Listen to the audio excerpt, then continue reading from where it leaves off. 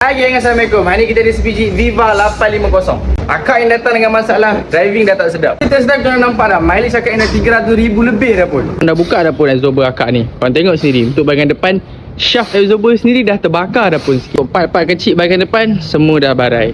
Untuk bahagian belakang pun sama juga geng. Absorber dah kong, part getah dekat absorber belakang ni semua dah keras, so kena tukar.